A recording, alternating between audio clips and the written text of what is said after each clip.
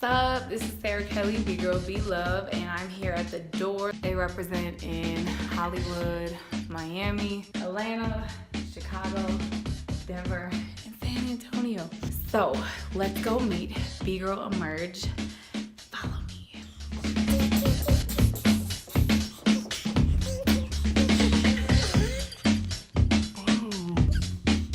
What's up, Be Girl Emerge?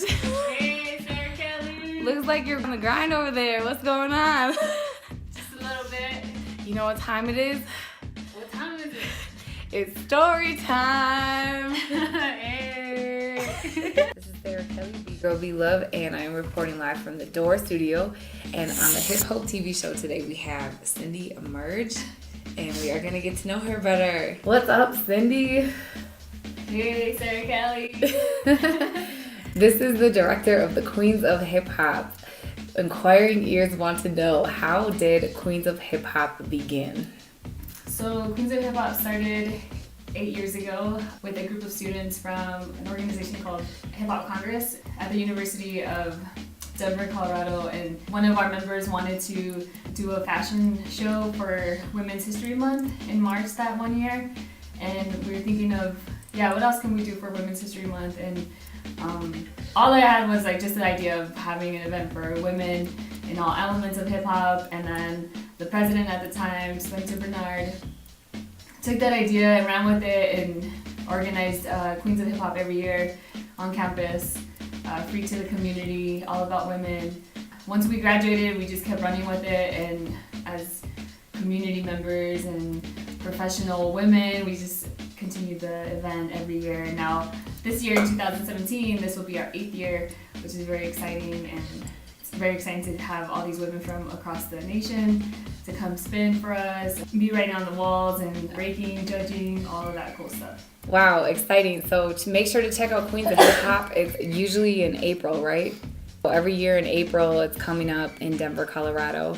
My other question for Cindy is, what is it like to be a woman of the faith? How did you begin your walk with Christ, and how does that play into your involvement with the hip hop scene? My grandma would always talk to us about God. Growing up, it just wasn't a thing for me to catch on, and so it wasn't until high school that I began to feel depressed and lonely, and God really spoke to me, and I knew that I just had to do something. I knew that God would be the one that would help me with this depression and loneliness. So I started going to church. Started feeling more peace and finding my identity in God. And things weren't perfect. Things aren't perfect now, but just have more peace about where your life is at and where you're going, and feel like I have more purpose. And with hip hop, I really fell in love with hip hop. As far as ministry wise, when we went on a mission trip to California and we saw a hip-hop ministry there from the Dream Center, I was like, yes, this is what I want to do. I want to do hip-hop, more breaking and incorporate the elements into my life more. After that, God started putting everything was aligning up with me learning how to break and going to jams and getting involved with Hip Hop Congress all in 1 year. So I just try to be a positive role model person in the community and just try to love on people. And Cool. Did you go with this ministry to California? No, I went with my church several years back on a mission trip. Wow, that's awesome. And I know you definitely shine bright. Cindy's somebody that I will travel across the country to spend time with, because she's one that I can see the light. It's not just her telling me this. I can see just by her behavior and actions. And so we just want to share that. I also have a question. What elements do you practice besides organizing? Growing up, I always liked drawing. And when I was in middle school, I met some friends that were taggers, and I'd ask them, hey, teach me how to tag, teach me how to do graph, and they were either too busy or I don't know, they didn't want to teach me, so I just taught myself, and that was the first element that I got into the writing part of hip hop. And then it wasn't until college that I got into breaking. Hopefully eventually I'll get into DJing, but that's down the road. And you got a fashion line coming up too, right? Yeah, with Queens of Hip Hop growing every year, we are going to turn it into a brand and do some clothing, some other merchandise out of that. So watch out for your bomber jackets and grab one of those. Cindy is somebody that I love to build with. B-Girl Emerge, the good positive things that emerge in the community, building with other B-Girls that organize. And so I just wanted to ask Cindy, what is your advice for other B-Girls that want to organize or maybe start one of the elements? Whether it's graph or DJing or MCing, look at people in your community and reach out to them and say, hey, when can we connect? When can I learn from you? I want to get into a specific element. That'd be a really good way because then you're reaching out to community members and asking for their help, and they get to build with you get to build with them even more, other than just breaking or jams. For B-Girls that want to start organizing, write down your ideas, like what kind of jam you want, when you want it. Is it going to be a local jam? Who do you want to be a part of that event? What's the vision of the event? Is it going to be every year or maybe just a one-time thing? And then start talking to people that you're close with, like people on your crew, and see what they think about that kind of event, get some feedback from them. And then also talk to local organizers in your city to get information from them. If this is your first jam, it would be good to talk to them, asking them all the questions about if you want to fly out DJs or people, how much do they charge, what's the average rate for a DJ or a judge. Yeah, just letting them guide you through that process of organizing an event so that it is a successful event. But yeah, look into your community, get that support, get feedback on that jam you want, and seek people's professional advice. How did you link up with Asia One, who's on the floor with Queens of Hip Hop and behind this whole vision? Asia One is from Denver, and she had moved to LA 20-something years ago. A couple years ago, she recently came back to Denver.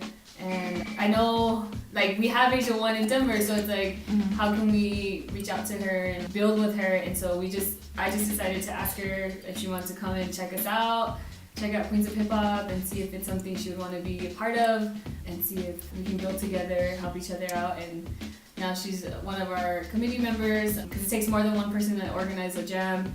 You can't really do it by yourself if you want to have a successful community. And now she's our sister in Christ too, right? Yeah, so now Asia's all about following the Lord, and God's like really pulling on her heart. So. That's awesome. Exciting. I have one more question. I want to vend, I have the hip hop fashion, I want to vend at the event. And Cindy's like, okay, send an email to the Queens of Hip Hop email. And then so I sent an email, and in a matter of a couple minutes, I'm getting an email back. She's like, she handles all of that. So a lot of organizers burn out. Cindy, can you give us some tips on how people cannot burn out and delegate? Because I thought that was a really smart move and really well organized. If you're the main person leading, it is important to delegate responsibilities, and first of all, writing down what are the areas that need to be covered. There's a few areas like social media, who's going to cover that aspect for your Facebook, Twitter, Instagram, have one or two people covering that are good at it, and then who's going to be covering flying people out, like judges and DJs and stuff like that, like making sure they're getting their information to cover their airfare and all that stuff.